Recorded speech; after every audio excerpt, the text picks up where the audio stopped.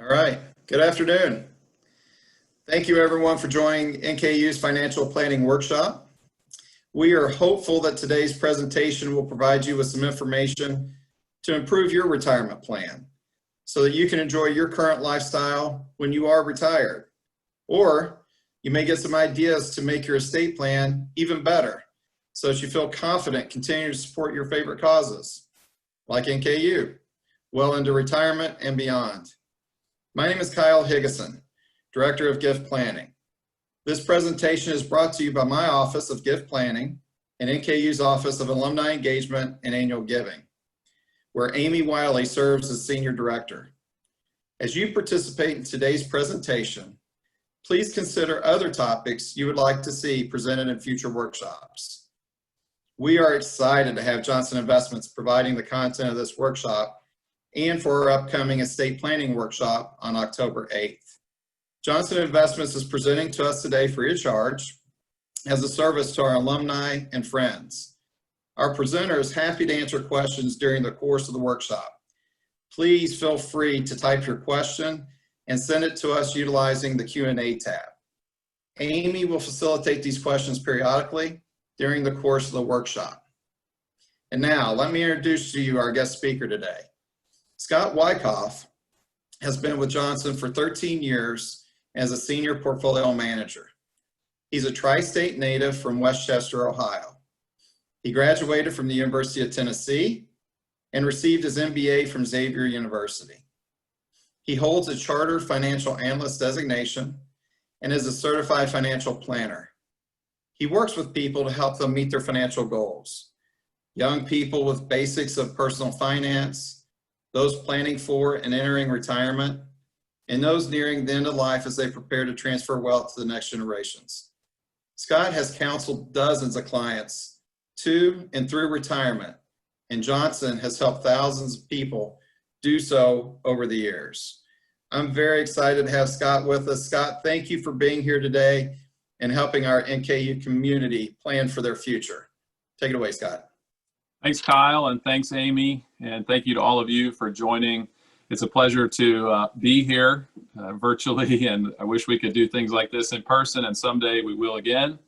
But we'll do our best here with the format we have today, and I really do think it's a great value, a great thing that is being provided here to offer you all some good education on things that really impact your daily life. And so that's the goal here. And so before I keep going, I'd be remiss if I didn't thank Sandy Himmelsbach, who works with me at Johnson, who did a lot of work to make this happen as well. So, and Johnson has a lot of ties with NKU.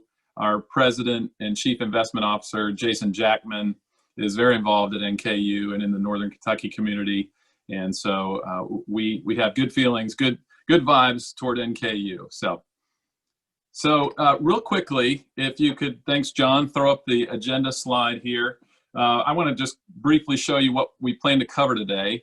Prepare for your future is the topic. I'm briefly going to set the stage by talking about where we are in the economy and the market before moving on to that. And I'll just say a brief word also here at the beginning about Johnson. But in an hour or less, we can't cover it all. So my goal is at a high level to arm you with some things to think about, some things to talk about with your family and with your advisors, and just to think through, because there's a lot here in this topic. And we'll just breeze through, and if you have questions, please submit them. More than happy to answer.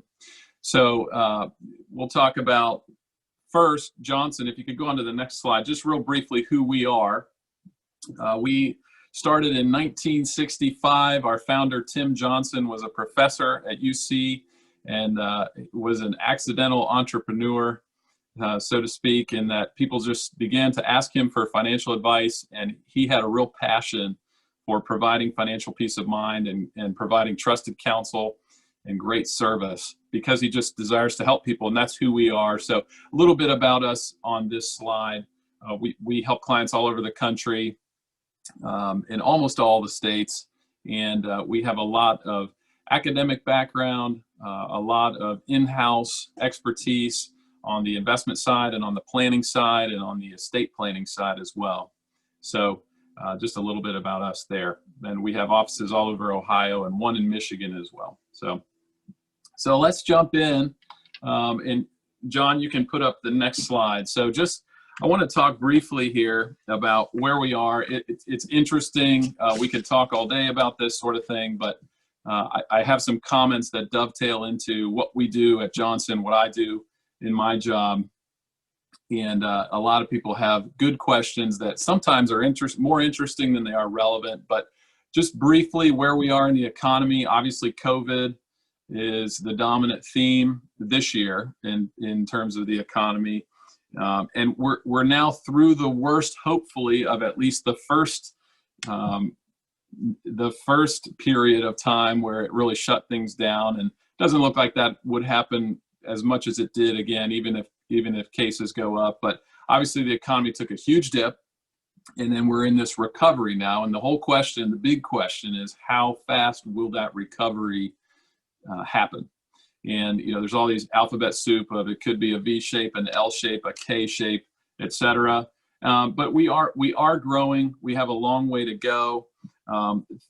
There's a lot that could be said here, but suffice it to say that whether there's a vaccine around the corner or not, or depending on how long that takes, it doesn't mean that overnight all the problems that were created by the onset of the pandemic will be solved. And this has shaken up the economy in a lot of ways. I'm coming to you from the house, obviously.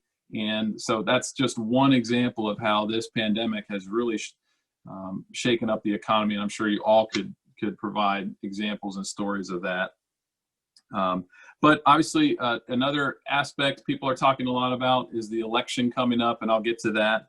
But suffice it to say, there's a lot of strengths in the economy right now, a lot of weaknesses, and it really depends on the sector and the industry. An obvious example that was just horrible was, I think it was the stock of Carnival Cruise Lines was down at one point like 95%. Well, for obvious reasons. But here, one of the big themes this year is the benefit that has accrued to tech, and particularly companies like Facebook, Amazon, Apple, Netflix, and Google, which have had banner years in their business and in their stock market price or their stock price. The tech sector is up almost 30% for the year, while the energy sector is down 50% for the year. So that's what I mean. And same is true of large cap stocks outperforming smaller companies. So large companies have been able to weather the storm better. The US has outperformed international stocks, and there's lots of reasons for that. Another big dynamic that you're aware of is interest rates have really fallen. So that dovetails into our discussion on financial planning and the implications there. But bonds have had a good year as interest rates have fallen.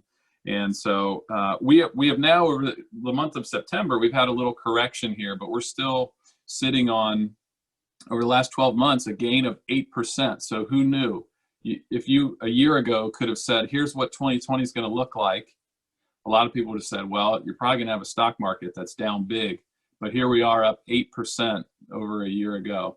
So we'll have more to say about that in terms of how to look at the stock market in the context of retirement planning. So one more comment I want to make along these lines relates to the election. Obviously, it's unavoidable in the news. It's unavoidable in conversation, it seems like. And every election tends to be seen as the most important of all time. And depending on what happens and depending on who you're talking to, it is going to spell doom for everything, including the stock market, or it's going to be a boon for everything, including the stock market. And this chart you're looking at is meant to dispel that notion to some extent. There's really no evidence that you can put together to say, if this happens in November, then this will happen in the stock market. There's little things you can pull out. There's little themes maybe that you might see over history, but in general, as you see here, the idea, the point, and what I really want to drive home today is that the stock market rises through all kinds of environments, through all kinds of situations in Washington and the world at large. And some people like to bring up geopolitical turmoil and say, hey, that's going to lead to stock market losses. Well, the Middle East has been in turmoil for thousands of years. And, we've been through all kinds of different environments, even here in the U.S. over the last 100, 150 years. And it definitely has its rough periods, like March and April of this year, but the stock market over time does rise. So in general, and that's not a guarantee because I can't make any guarantees, but the track record is pretty good, is the point. So I'll stop there. Amy, are you seeing any questions up until this point that we should hit before moving on?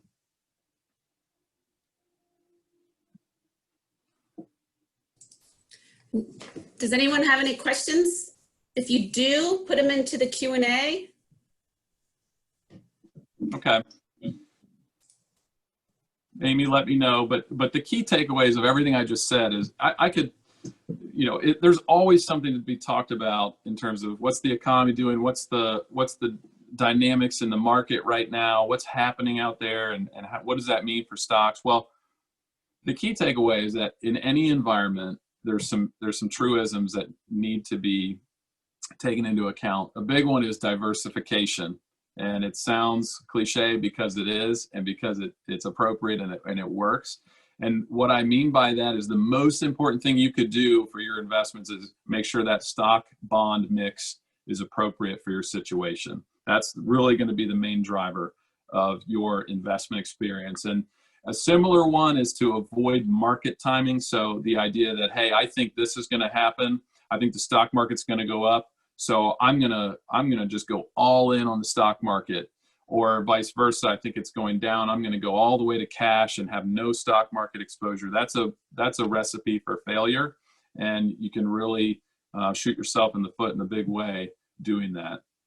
So we talk a lot about controlling what you can control, and in this context, one of the biggest aspects we can control when it comes to planning for the future in terms of finances is saving. Saving is the key. Saving is the only thing that will get you to where you're going to go. You cannot invest your way out of not saving enough, and we'll say more about that. The other one is working and how long you work and how long you can delay leaning on your nest egg, and we'll talk about that. But market timing and other drastic decisions that turn out to be big, costly mistakes that people make. And we'll talk a lot about communication and asking good questions and really thinking through things and leaning on advisors. Lastly, a couple of quick points. Understanding fees and cost of investing is important. And there really is a lot to the idea of keeping it simple in regards to financial planning, investing, et cetera. So John, thanks for putting up that next slide on what's the first step in all this. Well, you got to have a plan, and good old Benjamin Franklin has a quote for everything, and you've probably seen that before.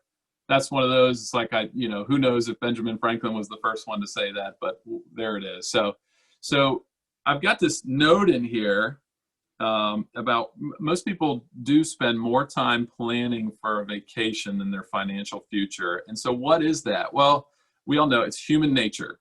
It's being our own worst enemy. It's the desire to put off things that are difficult, uncomfortable, etc. We're wired to focus on our short-term needs and wants in particular. And it just requires some hard work, some discipline, and some sacrifice to do this. And so this is going to sound a little bit more like a motivational talk than you might suspect, because that is such a big aspect of it. I could give you all the technical expertise in the world, but if you don't have the motivation, if you don't have the conviction that it's something you need to do, it's just not going to get done. And one of the things we say a lot is hope is not a strategy in terms of financial planning. And to just say it'll work out somehow is not a plan. And so taking control of what you can control, ignoring what you can't control, and preparing for what you can't control like elections and what the stock market does, is the key here. So, and a key point here is writing it down. And you know this is stuff you hear all the time, but it's true of financial planning. Writing it down gives you a much better chance of success over time. And it doesn't have to be complicated. It doesn't have to be this 60-page document. It can be simple and straightforward. And it's also not a set it and forget it. It is something that life changes, things happen. So reviewing and adjusting roughly once a year is a good practice. And that's what we do with our clients. And I'd encourage you to do that too. And it is helpful to break it down into short, medium, and long-term goals. That just helps you create these buckets that you can put your hands on, especially short-term goals. So examples I have here at the bottom. If you've got it, a top priority would be eliminate that consumer debt, pay off credit cards. If you've got car loans, especially if it's a little higher interest rate, working on paying those off as soon as possible. And the mortgage is kind of the last debt that we talk about paying off, but paying off all the others, that's a short-term goal that you can really attack. And right along with it is establishing a nice emergency fund to fall back on so that you're not dipping into credit cards again if you have something that comes up out of the blue, or when you have something that comes up out of the blue. So I want to say it again here though, and this is so big, that what has to be on there is saving. And it's never too early, it's never too late. It can be late in the game, but saving is key. That's what you can control. Make sure that gets on there. So we can move on. Amy, if there's any questions, let me know. But we can move on to the next slide here. And we don't have to leave the slide up the whole time. I can talk through these. But what is a financial plan? Okay, I said it's good to have one. It's good to write it down. Well, what are all the elements of it? And so quickly here, I can go through the list and then talk about each one. So retirement cash flow, that's a big one on everyone's mind, is what does that look like? What's my paycheck, et cetera? Investments we talked about. Obviously taxes is something that we have to deal with.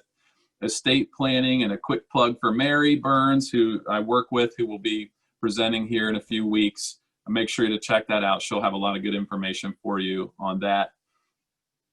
Insurance of all kinds we'll talk about. Charitable and family giving. It's not on the slide, but giving to family and friends is another aspect of a financial plan. And then for those with kids or grandkids, or possibly yourself if you're saving for education.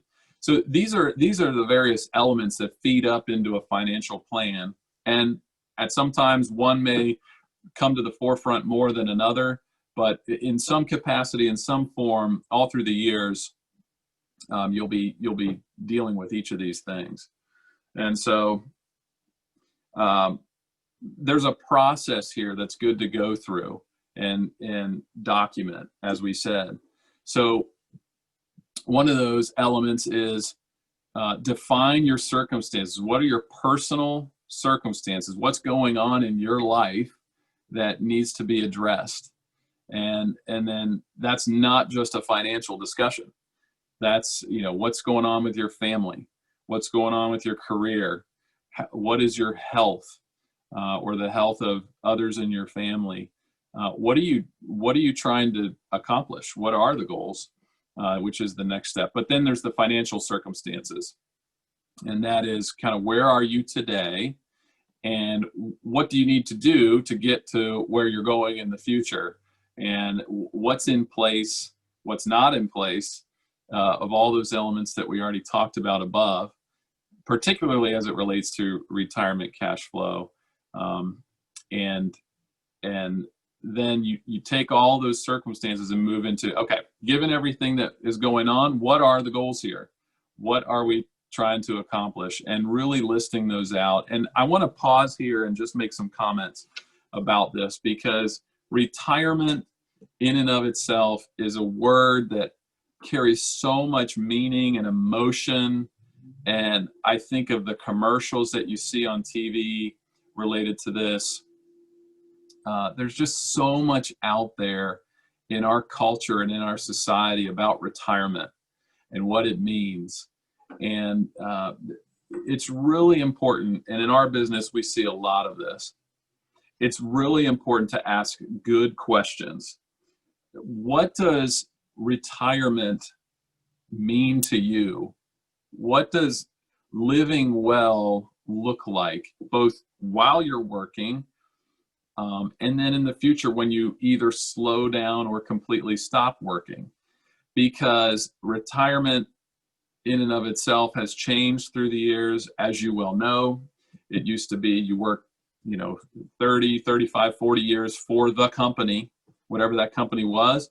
And some companies, many companies, would take great care of you for the rest of time with health insurance and a nice pension.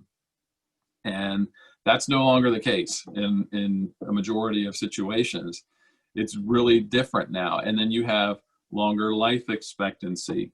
You have changing aspects of how we do life in America and so forth. So there's all kinds of things that go into that. A question we ask a lot is, how much is enough? And that's a loaded question. How much money is enough? How much time is enough? How much work is enough? And so there's a lot there. Another great question: what's the number one use for your money? What's the number one job you have for your money? And I say that because money is a tool. It's not an end in and of itself. It's a means to an end. And what we really encourage clients to think about is that life and fulfillment is not about wealth. It's not about your portfolio. It's about people, the people closest to you and people in your community. And so viewing money from that perspective really helps answer the questions, what are the goals here? So a lot more could be said about that, but I'll keep it at that. Scott, we have a question. Yep, shoot.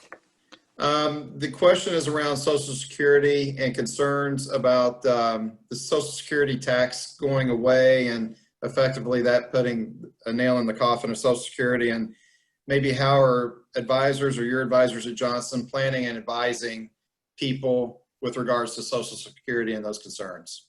Yep. It's a huge topic for us. And it depends on the client, because Social Security for so many Americans represents a large portion of what they expect to receive when they're no longer working. And so the larger the percentage, the more important it is to that person. And so the larger the percentage, the more, really clients are wanting to dive in and look at it. And Social Security, there's a lot to it. They've tightened up some of the different options in recent years, but there's still, you need to take care in making the decision of when and how to collect benefits. But so here's how we answer that question. I don't know is the first answer.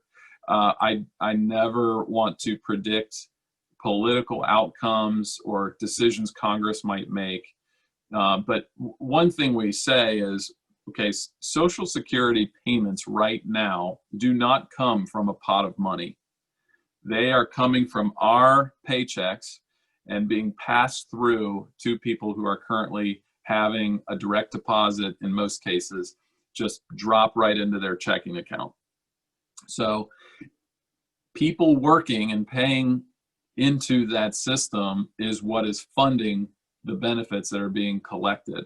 So for people on this call, the question is, how confident are you that through the years that you are alive, that there will be people working in our country and at some level paying through that system and that money hitting your checking account? And our contention or our view would be, okay, the older you are, the closer you are to collecting, the more likely it is that what your Social Security statement, if you're getting it mailed or when you go online, what that says is what you will get, along with a very small inflation adjustment most years, not every year. it's not a political winner to say, hey, prime voter age, I'm going to reduce your Social Security benefits. So as far as a stated objective of politicians, it's not something they talk about openly.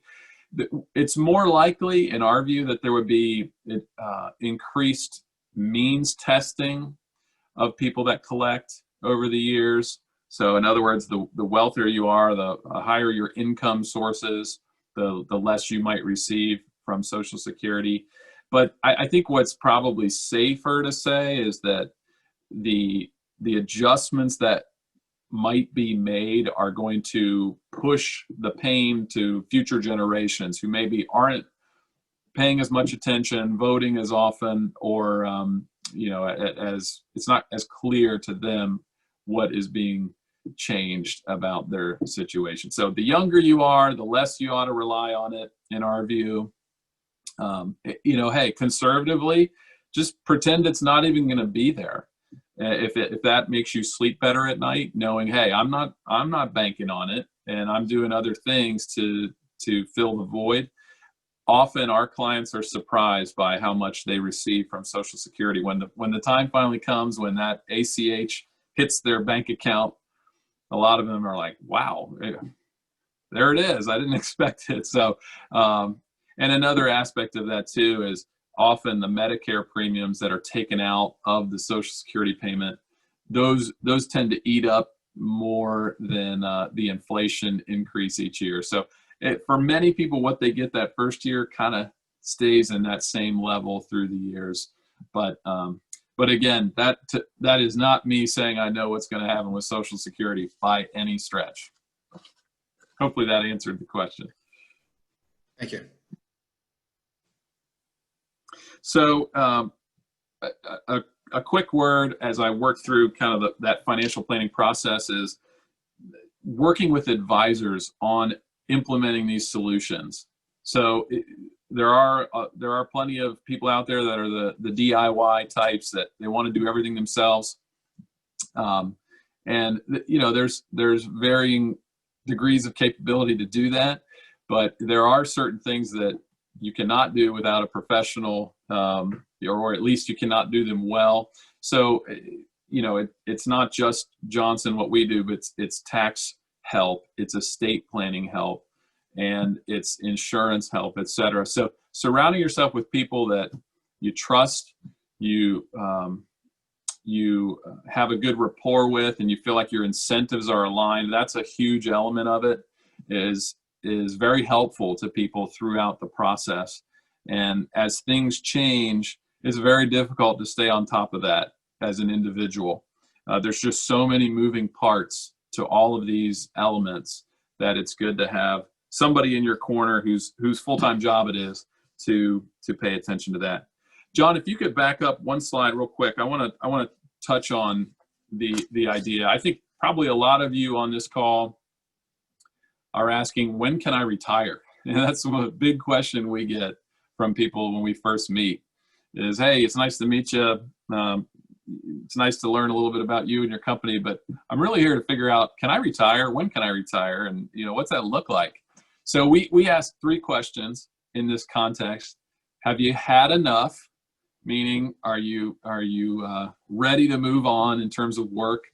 And what we're seeing a lot more of is that doesn't necessarily mean you quit cold turkey. It means potentially moving part-time in your current profession, part-time doing something else, and collecting a little income. And the key benefit to that is delaying withdrawals from your nest egg and potentially allowing you to delay collecting Social Security, both of which have nice benefits to the long-term plan. So have you had enough? Do you have enough, which we want to talk more about? Do you have enough money to retire? And what does that mean? Well, there's a quote that the question is not when will you retire, but what income will you retire with or to? And it's well stated because, okay, people can retire anytime. You can retire today. Congratulations. It's just a question of, okay, what can you live off of at that point? And so if you have a specific target in mind, something you're trying to match, which for most people say, yeah, I kind of want to keep my lifestyle pretty similar. And there's all kinds of research about how much your spending slows down when you retire. We talk about the retirement smile, which means when you first retire, you're spending quite a bit. You've got kids that have needs. You're still trying to get them on their feet in some cases. You're doing travel because you've got the travel bug. Not now, obviously, with coronavirus, other than domestic travel. But for a lot of people, they're looking to take some trips in those first years. They're young enough, healthy enough, and we actually encourage that. You wait too long, you might miss your opportunity.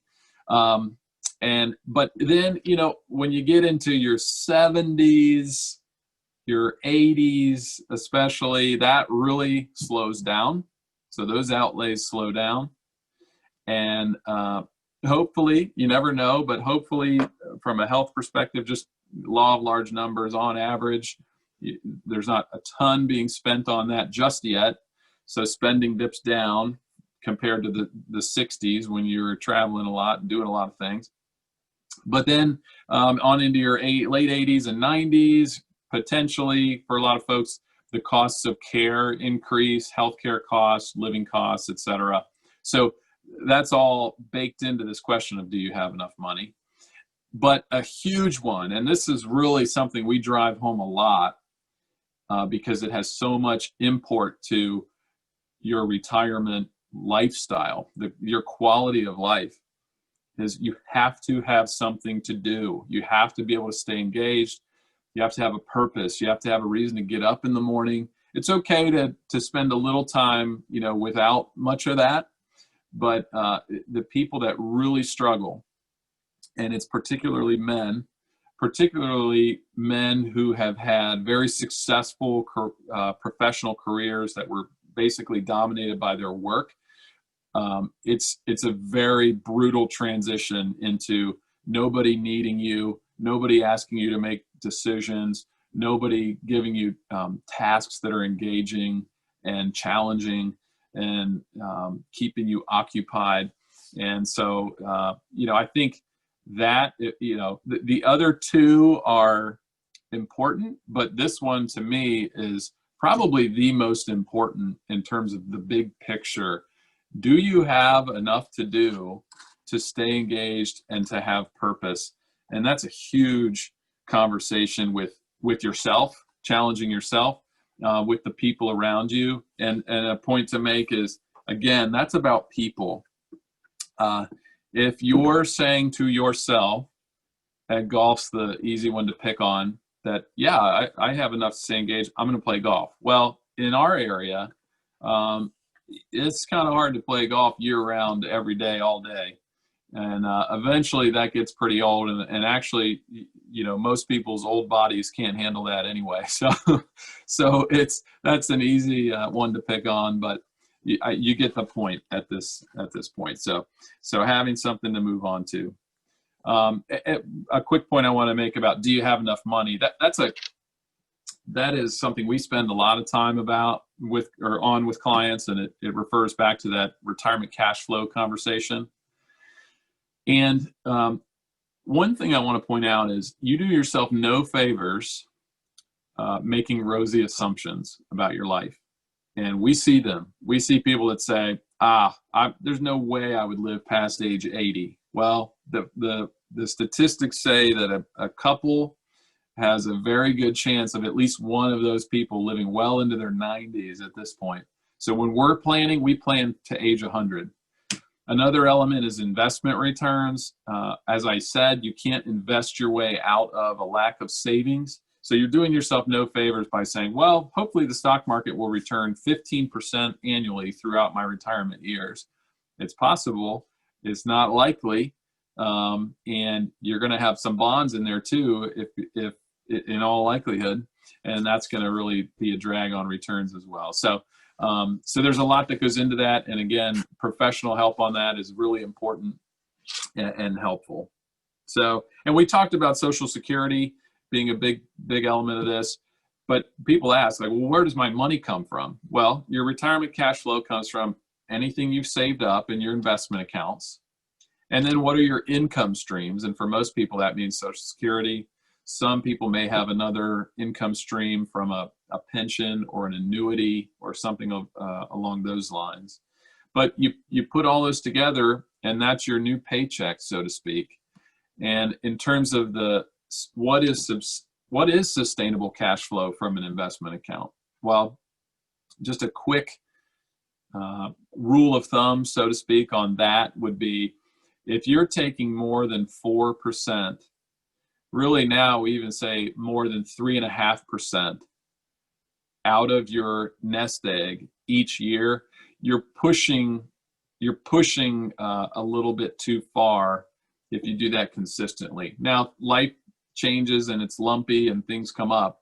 So one or 2 years here and there of larger withdrawals, okay, no big deal. We talked about the retirement smile, you're spending more at the beginning, but consistently withdrawing more than 4% over the years is going to make it a little tenuous in your 90s, especially if the financial markets don't cooperate.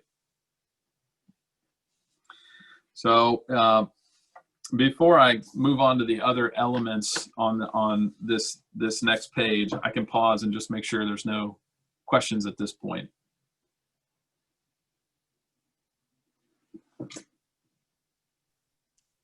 Nothing now, Scott. Okay.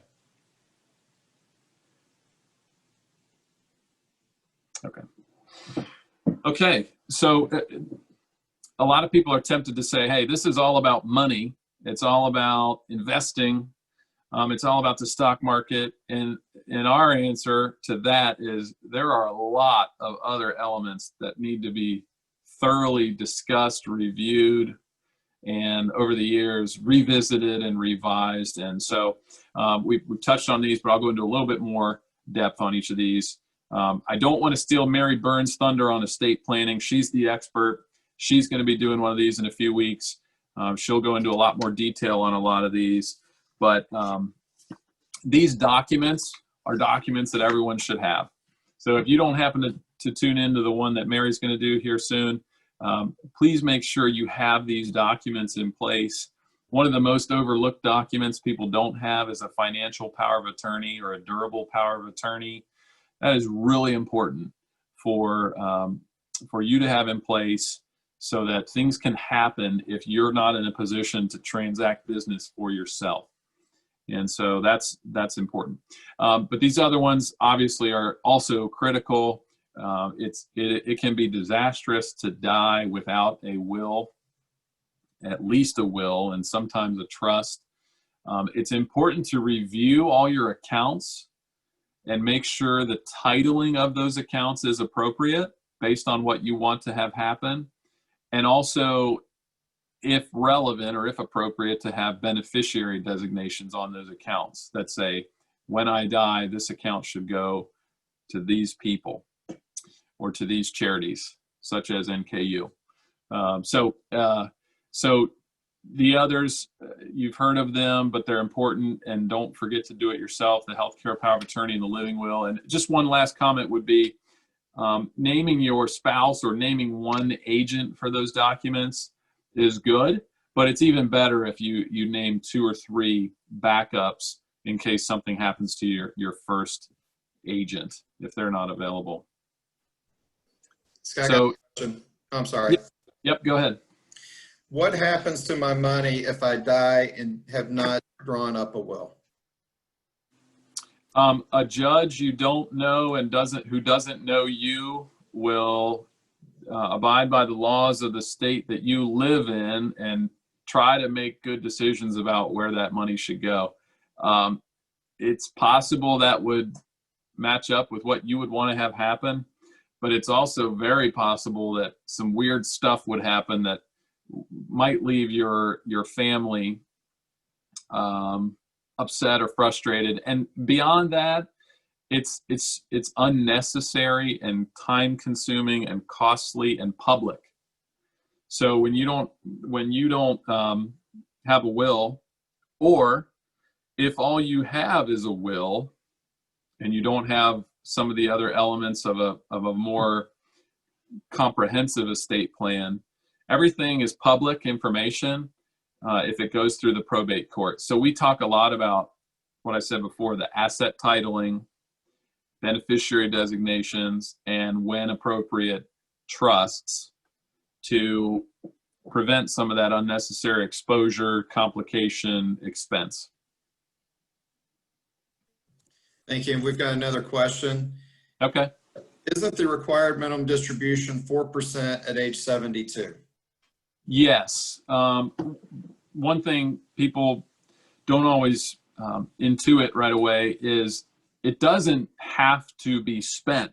So when you have to take money out of your IRA, once you turn 72, if you have an IRA, the government says you need to take out 3.8% of that IRA this year. Well, it doesn't mean you got to spend it. It just means it has to come out of the IRA. It can be moved over into a taxable investment account. It can be donated to a charity as well, by the way. But you can reinvest that basically and keep it in the nest egg and keep it growing. It just has to come out of the IRA. So typically, if somebody starts out with a larger IRA and lower taxable accounts, over time, what happens is they tend to even out or even switch to where now the IRA in later years is smaller and smaller as a percentage of the total. And then we had one more, maybe more of a statement, but the comment is, the lawyer working on my last will and testament now suggested leaving those accounts to my estate and letting my executor take care of it in probate. He said revocable trusts, no revocable trust to avoid probate is needed in Kentucky because probate is easy in Kentucky. That's a very lawyerly question. Mary would have a much better answer to that. But it brings up a great point that I can't answer a question like that in front of 50 people or however many are on this call, because everyone's situation is a little bit different. And so you talk about amounts of money matters in that context. What you want to have happen to those assets is important. And then basically how much you're willing to deal with the different aspects of different structures. And that's true of all of personal finance, is like, how much do you want to keep it simple? Or how much are you willing to tolerate a little more complexity to get something that you want? And so but it's a great point to bring up that people have different goals, different tolerance for different aspects of all of this. And so I would never overrule on a webinar your attorney on your situation. So hope that helps. Okay, so we're at 12:46. A few other things I was going to say, I'll just touch on briefly, and I've already sort of touched on them, but tax planning, there are a lot of moving parts. Congress continues to change the rules on especially things like IRAs. They recently made a significant change to the way inherited IRAs work. So having professional help is good there. Insurance, obviously we all need car insurance if we're driving. We need home insurance for our homes, but life insurance is a big topic of conversation in these years as you approach retirement. The transition to Medicare or something other than a company-sponsored health insurance plan, a lot to be said there. Disability insurance decreases in need or in importance as your career wanes and you're not going to be working anymore. Long-term care, a brief note, we get a lot of questions about that. It's pricey, and most people that ask for quotes, once they get a quote, they get sticker shock and they move on. But that's not to say that nobody on this call would ever purchase a policy, or there are hybrid policies that they also have a death benefit, but it's less of a common thing now because it's become so expensive as people have lived longer and interest rates are low. And a last one is umbrella insurance or excess liability insurance. That's often overlooked. It's an easy one. It's not very expensive, but it can cover you for the classic example of somebody slips and falls on your walkway.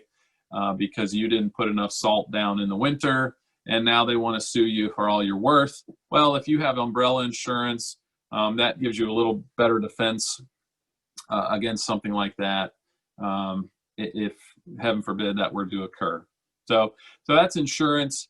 And I already touched on this, but it's really important to talk about this last part. We talked about purpose, but another aspect that people just, it's difficult to think about, talk about, that we push on is as you age, you need to accept reality, deal with potential situations, talk about them, and come up with plans. And one of those is housing. We all probably know the person or the parent of a person that they're in their house still. They can't get up the stairs anymore, so they haven't been upstairs in years, and they haven't bought the lift chair. You're nervous, you're waiting for that call, but they've fallen down the stairs trying to get into the basement. There's clutter everywhere. You open the refrigerator and it smells in there because they haven't been able to go to the grocery store, or they're not paying attention. It's really sad, honestly. It's something we see a lot. And so you do yourself and your family a huge favor when you have a good estate plan, but also when you have plans in place and you've communicated those plans to the people that are going to have to take care of you, to transition to something else, whatever that looks like. Somebody moving in with you, you moving in with someone else, you moving to a retirement community, and so forth. So it does no one any good to just ignore it and pretend like it'll never happen. It's better to make those moves too early than too late. And similar or related is who are those people that are going to be there to support you and who to be your community all through the different phases of retirement. When you're no longer working, you have a void that, some people don't have any friends at work, but many of us have good relationships that are related to work or stem from work. But making sure that community is there, that support is there as you move forward in life is another big aspect to that. So that we put that under life planning, the idea of, hey, there's a lot more to life than money.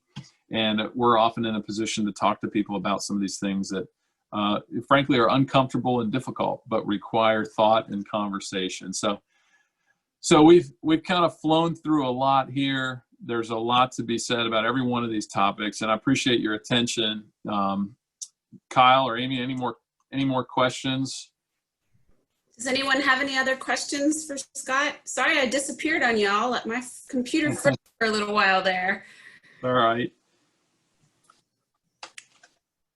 Scott, I have a question. So there's conversations about life insurance policies right now.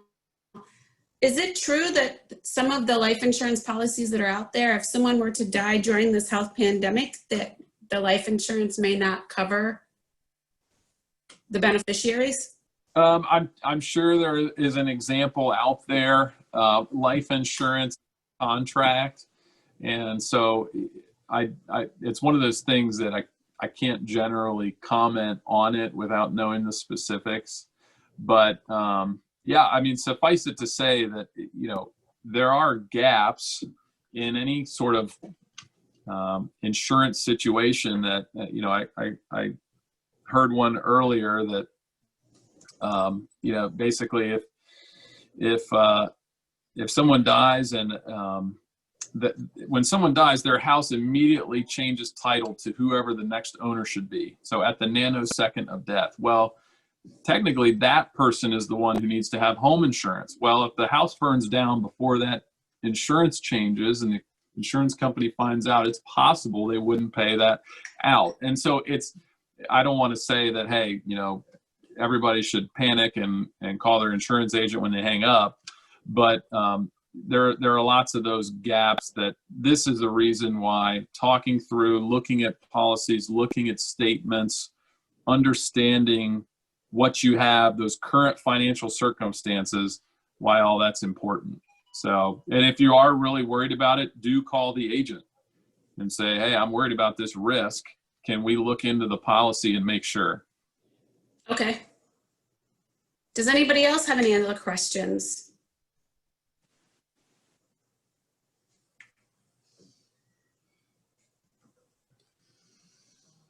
Well, I'm going to turn it back over to Kyle. Scott, thank you so much for being with us. Thank you. Appreciate it. Well, Scott, thank you for all the wonderful information. It was very informative and enlightening, so thank you. Thank you to all who joined us today. Please remember to register for our estate planning workshop on October 8th at noon. We will send you the registration information following the presentation. Before we say goodbye, I'd like to let you know that my office will be sharing a quarterly newsletter in the future that will share information about financial planning, ways to better facilitate your charitable interests, market news, and more. In addition, there's a lot of helpful information on our website regarding ways to support NKU at nku.giftlegacy.com. Again, that's nku.giftlegacy.com. Be sure to check it out. If you have any questions, please feel free to reach out to me directly. I will include my email and phone number in a follow-up email. As I mentioned earlier, please let us know what other topics you would like for us to cover as we continue to develop these personal development workshops so we can continue to bring useful and empowering content to you. Thank you to Johnson Investments, Scott Wyckoff, and Amy Wiley for making today's workshop possible. Thank you and have a good day. Thank you.